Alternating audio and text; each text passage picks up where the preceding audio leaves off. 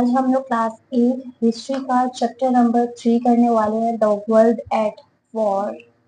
تو ہمارا جو فرسٹ ٹاپک ہے that is first world war. جو فرسٹ ورلڈ وار 1 تھی 1914 میں اسٹارٹ ہوئی اور 1918 میں یہ ختم ہوئی. اس کا بیک گراؤنڈ پڑھتے ہیں کہ یہ کیسے اسٹارٹ ہوئی, اس کی وجہ کیا تھی. The dispute between Austro-Hungary and Serbia was initiated by the killing of Archduke Franz Ferdinand.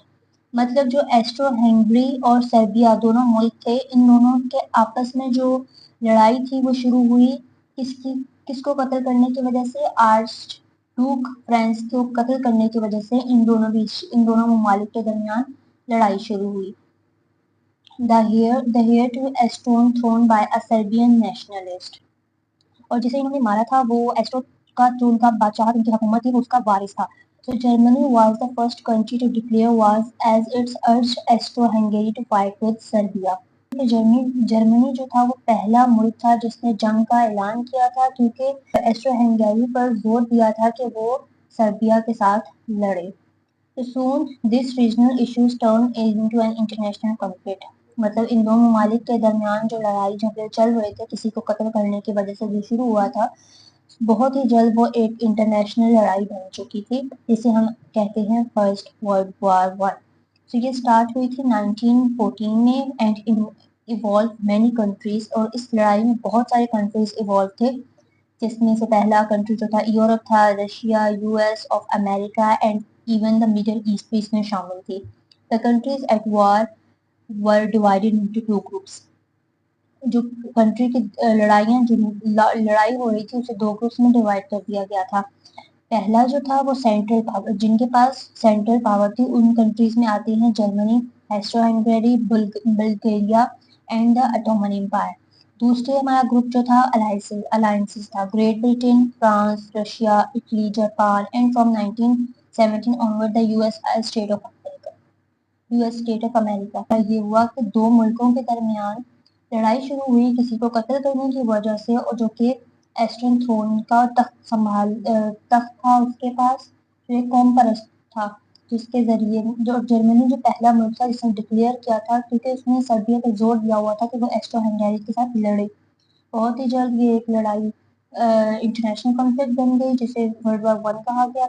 Do groups میں ڈیوائڈ کیا گیا, سینٹرل پاور اور ایک الائنسز. تو اس کی کازز کی طرف آتے ہیں. کازز کیا ہے ورلڈ وار 1 کے؟ The industrial revolution caused rivalry between European countries like France, Britain and Germany to gain control of foreign market for their goods.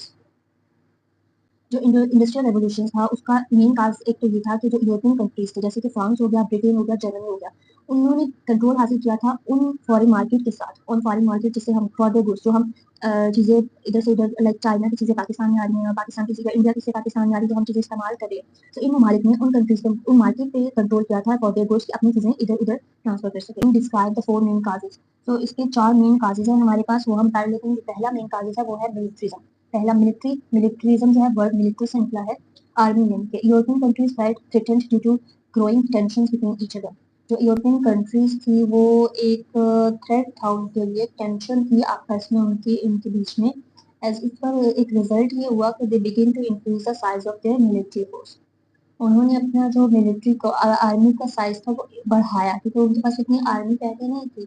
And equipped them with war weapons. اور انہیں وار کے جو weapons ہم ہتھیار استعمال کرتے ہیں وہ دے دیے. اسپیشل فیکٹریز جو تھی وہ انہوں نے بنائی گئی, اسٹیبلش کی آل اوور یورپ. پورے یورپ میں انہوں نے کچھ فیکٹریز بنائی to manufactures high quality combat equipments in preparation for a war. وہ فیکٹریز کیا کام کر رہی تھی؟ کچھ اکوپمنٹس ایسے بنائے جائیں جو کہ وار میں استعمال ہو سکے, that was likely to occur in future, اور جو کہ انہیں فیوچر میں کام آئے گی. سو ملٹریزم یہ تھا کہ ان کے پاس ٹینشن یہ تھی کہ ان کے پاس اتنی ملٹری نہیں تھی, بٹ اس کے رزلٹ میں انہوں نے اپنی ملٹری کو بڑھایا. کچھ اکوپمنٹس وار کے لیے, ویپنس کے لیے کچھ انہوں نے اپنی اسے دیے ملٹری کو, اور کچھ فیکٹریز ایسی اسٹیبلش کی جس سے وہ ہائی کوالٹی ویپن اکوپمنٹس بنا سکے جو کہ ان کے فیوچر میں کام آئے. دوسرا کاز یہ تھا الائنسز. الائنسز کیا ہے کہ countries all over the world made alliances.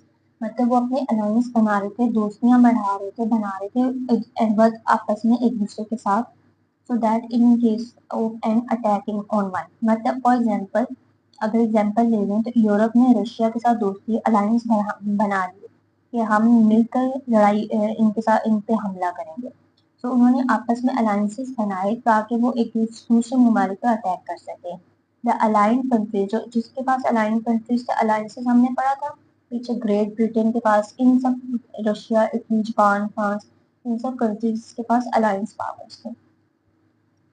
So the allied country would be to come to its defense. وہ آپس میں مل کر ڈیفینس کرنے لگے.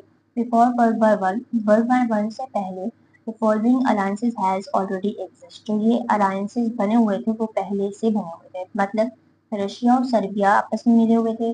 جرمنی اینڈ ایسٹرو ہنگیری آپس میں ملے ہوئے تھے. فرانس اور Russia, Britain France and Belgium, Japan and Britain, یہ سب ممالک پہلے ہی alliances بنا چکے تھے.